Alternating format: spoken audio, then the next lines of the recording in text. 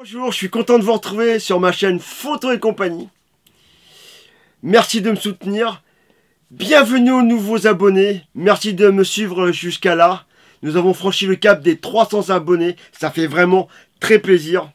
Franchement, merci et encore merci. Et aujourd'hui, on va parler d'un objectif de celui-là. Du Camlan 50 mm avec une ouverture de 1.1. On va voir ça maintenant.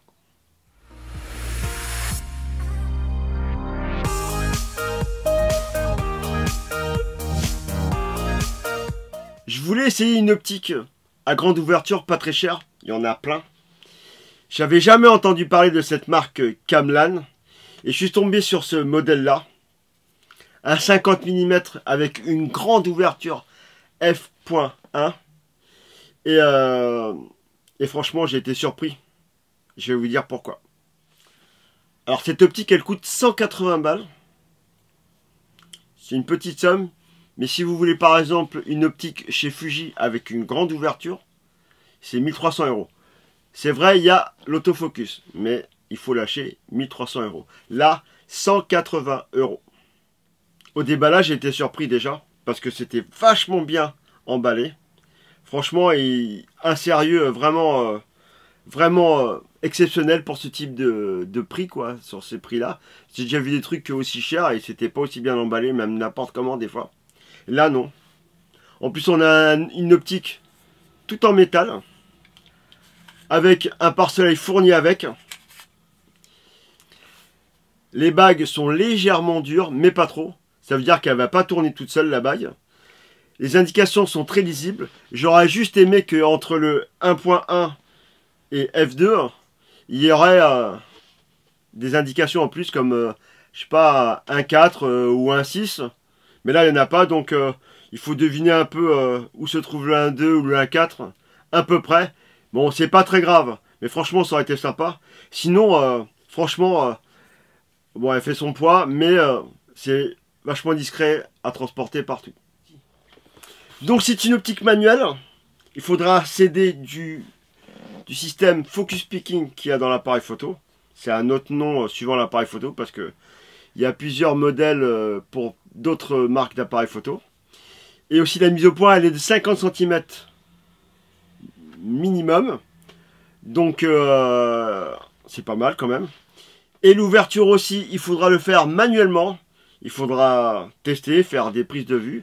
Donc avec cette optique entièrement manuelle et le Fujifilm X-T4 pour ma part, ça vous oblige à apprendre la photographie, à réapprendre à l'ancienne, j'ai envie de dire, les bases de la photographie.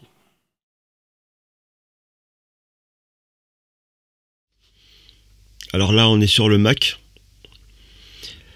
pour voir quelques photos, ce que ça donne en plein écran. Là, on voit qu'il y a du détail, il y a de la couleur, même si sur les bords c'est légèrement flou. On voit quand même que les couleurs sont là, il y a du contraste. On peut s'amuser pas mal avec ce petit 50 mm qui ne déforme pas beaucoup. J'ai mis aucune retouche dessus. Vous voyez là les craquelures sur l'arbre. Franchement, c'est top, hein. Aucune retouche. J'ai juste retouché que ça soit droit. C'est tout. Les photos où c'était trop de travers. Il y a des couleurs, du contraste. Vous voyez, petite nature morte là, on voit bien la craquelure de les petits détails sur l'orange là, vous voyez, petite nature morte. Enfin, j'ai essayé. Des couleurs encore. Franchement, regardez là, même dehors en plein jour, c'est pas mal du tout, hein.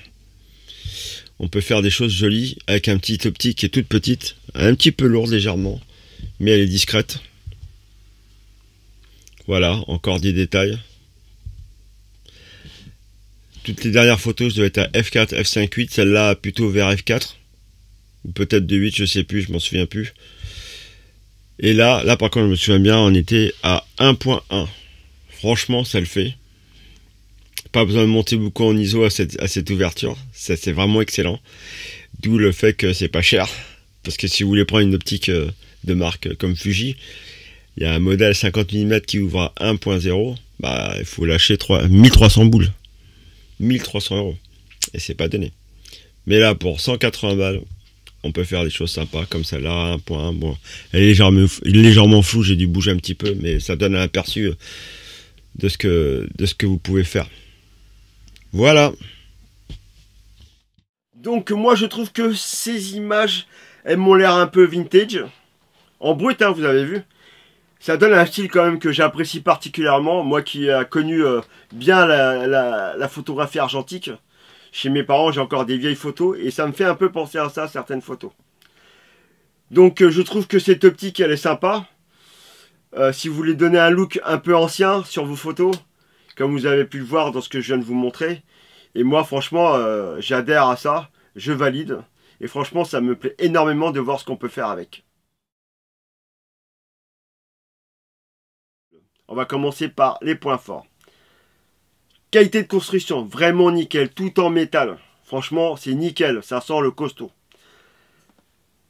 La qualité d'image est aussi pas mal, je trouve, pour une optique à ce prix-là. C'est vraiment pas mal, hein. On va pas demander la lune non plus. Il faut quand même rajouter un peu de netteté, mais il y a quand même du piqué. Et pour finir, il y a un pare-soleil fourni avec, c'est pas toujours le cas. Maintenant, les points faibles. J'aurais aimé qu'il y ait plus d'indications d'ouverture entre f.1 et f2. Je sais pas, f4 ou f6, ça aurait été intéressant. Et après ça, j'ai pas grand chose à dire. Hein. Pour ce prix-là, je peux pas être super exigeant non plus. Hein. Pour une optique à 180 €, je trouve que c'est quand même pas trop mal. Moi perso, je l'ai eu à 135 €, parce que ça fait 1 an que j'utilise. Mais comme tout a augmenté, bah maintenant elle est à 180 balles. Voilà, c'est la fin de cette vidéo. J'espère que cette vidéo vous a plu. Merci de l'avoir vue jusqu'au bout. J'espère que ça vous a aidé dans un futur achat. Dites-moi ce que vous en pensez dans les commentaires.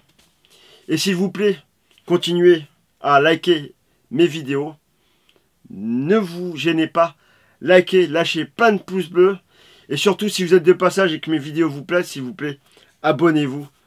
Et je vous dis à la prochaine.